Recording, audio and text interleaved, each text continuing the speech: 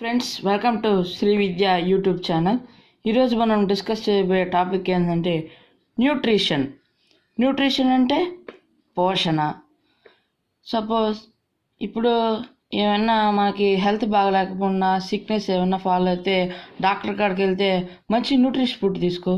ఏమన్నా స్పోర్ట్స్కి ఏమైనా games prepare అయ్యేటప్పుడు మంచి న్యూట్రిషన్ ఫుడ్ తీసుకోండి. Like carbohydrates, proteins, fats, vitamins and minerals. ఈ విధంగా న్యూట్రిషన్ ఫుడ్ అనేది ఉంటుంది. మనం ఈరోజు బయాలజీలోని మొట్టమొదటి పాఠం న్యూట్రిషన్, పోషణ అనే దాని గురించి తెలుసుకుందాం. న్యూట్రిషన్ అనగా పోషణ. Types of nutrition: autotrophic nutrition, heterotrophic nutrition. Autotrophic nutrition అంటే an organism does not depend upon any others and they can prepare their own food. Example plants, amoeba. Autotrophic nutrition అంటే ఏంటి ఫ్రెండ్స్? ఒక ప్రాణం ఉన్న జీవి food తయారు చేసుకోవడం దాంట్లో ఎవరి మీద డిపెండ్ అవ్వదు. ఆటోట్రోఫిక్ న్యూట్రిషన్ అంటే an organism does not depend upon any others and they can prepare their own food. ఒక ప్రాణం ఉన్న జీవి ఫుడ్ ప్రిపేర్ చేసుకునే దాంట్లో ఎవరి మీద డిపెండ్ కాదు, తను సొంతగా తాను తయారు చేసుకోగలదు. ఎగ్జాంపుల్, ఉదాహరణ తీసుకుంటే మొక్కలు చెట్లు ఇప్పుడు సూర్యుడి నుంచి ఫోటోసింథసిస్ అనే ప్రాసెస్ ద్వారా ఫుడ్ అనేది తయారు చేసుకుంటుంది. అదే ఆటోట్రోఫిక్ న్యూట్రిషన్ అంటే. Heterotrophic nutrition means an organism was depend upon others and they can't prepare their own food. Heterotrophic న్యూట్రిషన్లో ఒక ఆర్గానిజం, ఒక జీవి ఫుడ్ తయారు చేసుకోవడం దాంట్లో ఇంకొకరి మీద డిపెండ్ అవుతుంది. ఎగ్జాంపుల్ ఎవరు? Animals, human beings. యానిమల్స్ జంతువులు చెట్లు తింటాయి. సింహం, సపోజ్ ఇప్పుడు ఆవులు గడ్డి మేస్తాయి. మరియు హ్యూమన్ బీయింగ్స్ మానవులు చికెను, మటన్ అని ఇలా యానిమల్స్ని, ప్లాంట్స్ నుంచే కదా ఫుడ్ వస్తుంది. ఈ విధంగా మనమంతా హెటరోట్రోఫిక్ న్యూట్రిషన్. ప్లాంట్స్ మరియు అమీబా అంటే యూనిసెల్యులర్ ఆర్గానిజం. ఇది ఒక మైక్రో ఆర్గానిజం. ఇది autotrophic nutrition. Friends, types of న్యూట్రిషన్స్లో 2 టైప్స్ చూసాము. Next we go to plants. Heterotrophic న్యూట్రిషన్లో ప్లాంట్స్ అనేవి ఏ విధంగా ఫుడ్ తయారు చేసుకుంటున్నాయో డిస్కస్ చేసుకుందాం friends. Photosynthesis. Friends, plants photosynthesis అనే ప్రాసెస్ ద్వారా ఫుడ్ అనేది ప్రిపేర్ చేసుకుంటాయి friends. Plants it is a process to prepare food for plants by using the green pigment chlorophyll which present in the leaf is helpful to photosynthesis.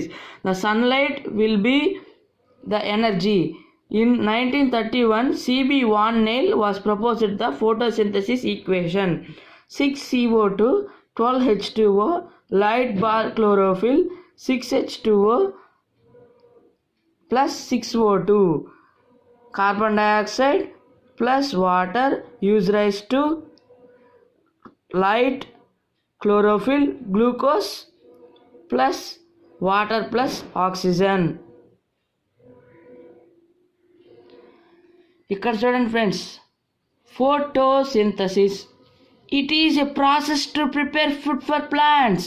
మొక్కలు ఆహారం తయారు చేసుకునేదానికి process ఏంటంటే photosynthesis. దీంట్లో ఫోటోసింథసిస్లో ముఖ్యంగా ఎక్కువ ప్రధాన పాత్ర పోషించేది ఏంటంటే గ్రీన్ పిగ్మెంట్ క్లోరోఫిల్. ఆకులో ఉండే గ్రీన్ పిగ్మెంట్ క్లోరోఫిల్ అనే పదార్థం which present in the leaf is helpful to photosynthesis. The sunlight will be the energy source.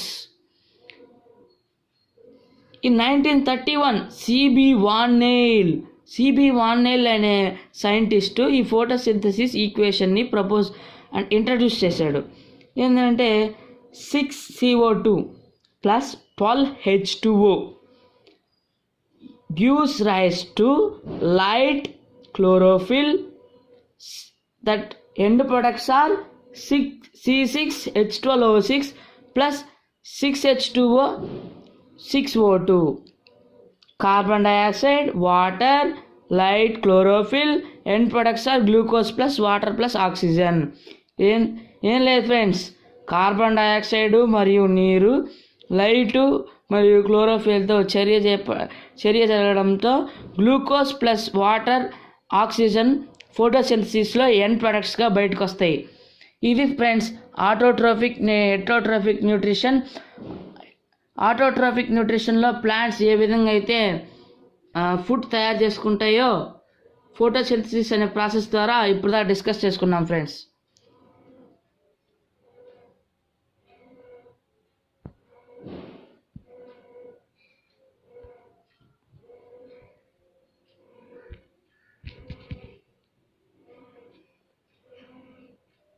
Next friends, మనం ఇప్పుడు న్యూట్రిషన్ లెసన్లో ఒక యాక్టివిటీ గురించి తెలుసుకుందాం friends. Let us test an activity to prove presence of starch in leaves. ఆకుల్లో starch photosynthesis జరిగితేనే అక్కడ starch form అవుతుంది ఫ్రెండ్స్. లీవ్స్లో అది ఉందా లేదా అనేది ఎలా టెస్ట్ చేయబోదాం ఒక యాక్టివిటీలో చూద్దాం friends. To prove the presence of starch in leaves, apparatus కావాల్సిన పదార్థాలు: beaker, test tube, methyl spirit, boiling tube, tripod stand, Bunsen burner, iodine solution. Procedure: take a beaker and pour some water. ఒక beaker తీసుకొని దానిలో కొంచెం water నింపాలి. Dip the test tube along with methyl spirit into the beaker.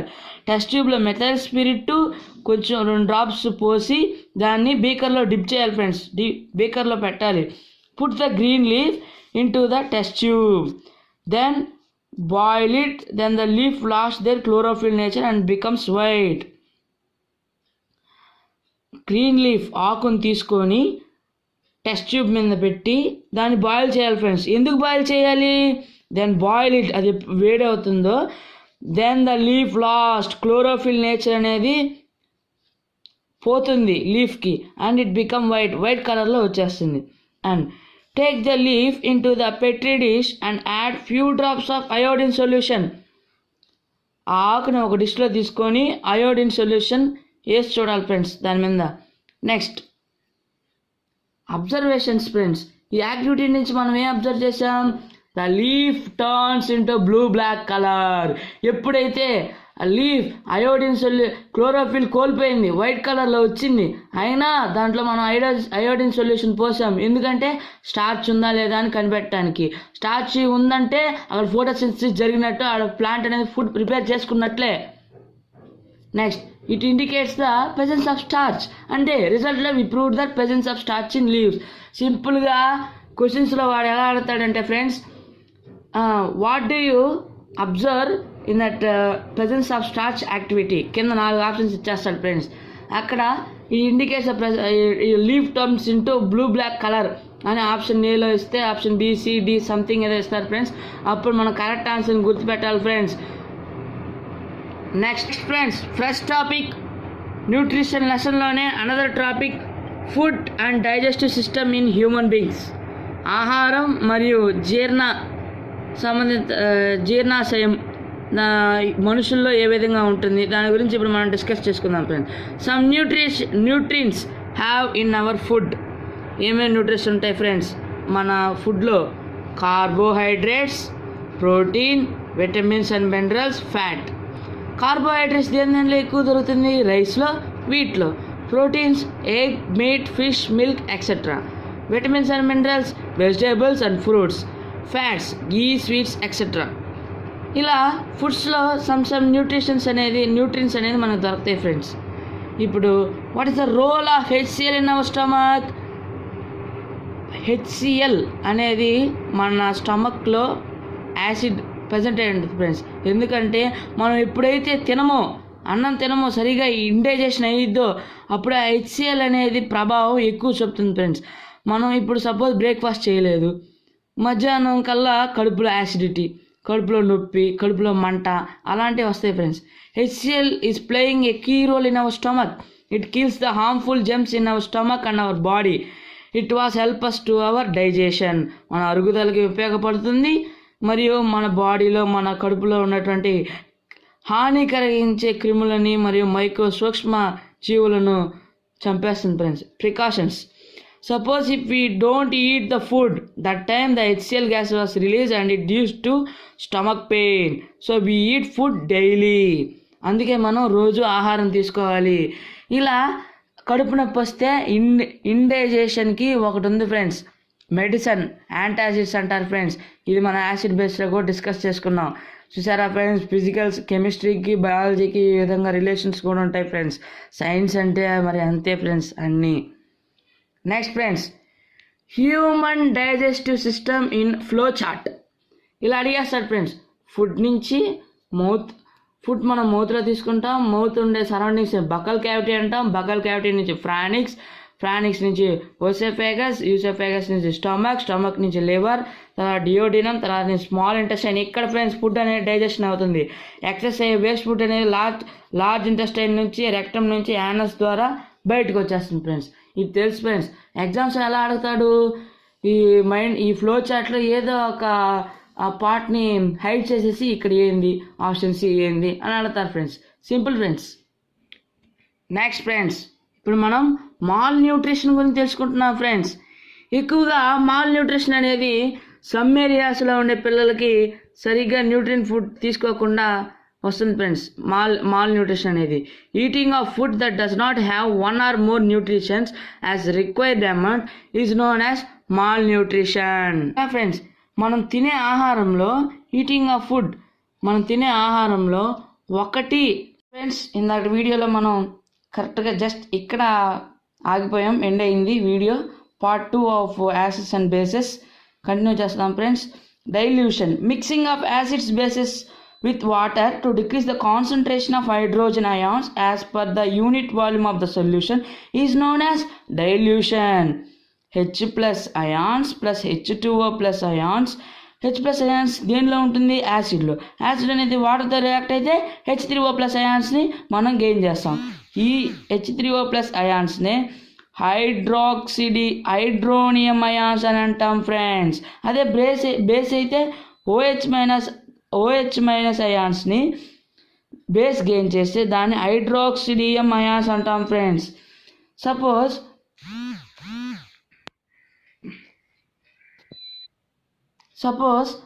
Process of strong acid H2SO4 sulphuric acid and strong base sodium hydroxide, ఈ రెండు వాటర్తో కానీ reaction అయితే ఈ ప్రాసెస్ని ఎగ్జోథర్మిక్ ప్రాసెస్ అంటాం ఫ్రెండ్స్. ఇక్కడ హీట్ అనేది రిలీజ్ అవుతుంది ఫ్రెండ్స్. మళ్ళీ ఒకసారి అండర్స్టాండ్ చేసుకుందాం friends. Mixing of acids and bases with water to decrease the concentration of hydrogen ions as per the unit volume of the solution is known as dilution. Acid అనేది H plus ions కలిగి ఉంటుంది. వాటర్తో react అయినప్పుడు H3O plus అయాన్స్ని gain చేస్తుంది. H3O plus అయాన్స్నే hydronium ions అంటారు. అలాగే base అంటే OH minus ions ఈ వాటర్తో రియాక్ట్ అయినప్పుడు OH మైనస్ అయాన్స్ని గెయిన్ చేస్తుంది. దీన్నే హైడ్రాక్సిడియం అయాన్స్ అంటారు. Process of strong acid and strong base ప్రాసెస్ని ఎగ్జోథర్మిక్ ప్రాసెస్ అంటారు. ఇక్కడ హీట్ అనేది రిలీజ్ అవుతుంది friends. Next we go to pH scale.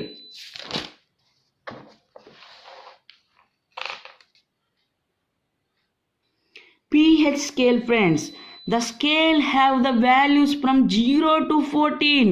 pH scale లో 0 నుంచి 14 వాల్యూస్ ఉంటాయి friends. 1 to 3 indicates strong acid, 4 to 6 indicates weak acid. 1 నుంచి 6 దాకా యాసిడిక్ మీడియంలో ఉంటుంది. దాంట్లో 1 నుంచి 3 దాకా స్ట్రాంగ్ యాసిడ్, 4 నుంచి 6 దాకా వీక్ యాసిడ్. న్యూట్రల్ అనేది వాల్యూ 7లో ఉంటుంది ఫ్రెండ్స్ pH స్కేల్లో. మరియు 8 to 10 weak base, 11 to 14 strong base, 8 to 14 is basic మీడియంలో ఉంటుంది ఫ్రెండ్స్ pH స్కేల్లో. 8 నుంచి 10 లోపు వీక్ బేస్, 11 నుంచి 14 లోపు స్ట్రాంగ్ బేస్లో ఉంటుంది ఫ్రెండ్స్ pH స్కేల్లో వాల్యూస్.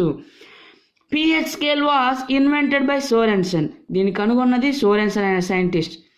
pH అంటే పొటెంజ్ అనేది జర్మన్ వర్డ్ నుంచి తీసుకోబడ్డారు. పొటెంజ్ అంటే జర్మన్ భాషలో పవర్.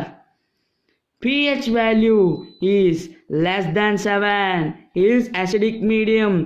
pH వాల్యూ 7 కంటే తక్కువ ఉంటే ఎంత యాసిడిక్ సొల్యూషన్స్లో ఉంటాయి ఫ్రెండ్స్ యాసిడిక్ మీడియంలో.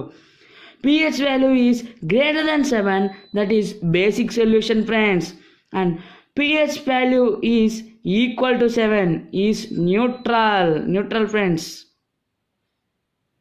అలాగే pH value less than 5.6 that causes to acid rain.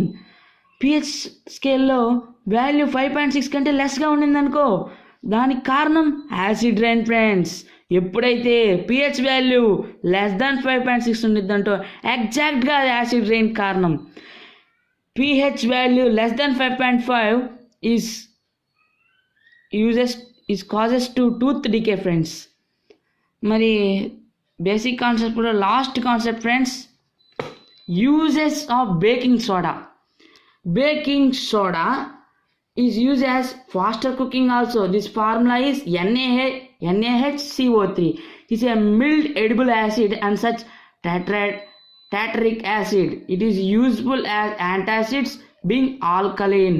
It is also used as soda acid in fire extinguishers. It acts as mild antiseptic.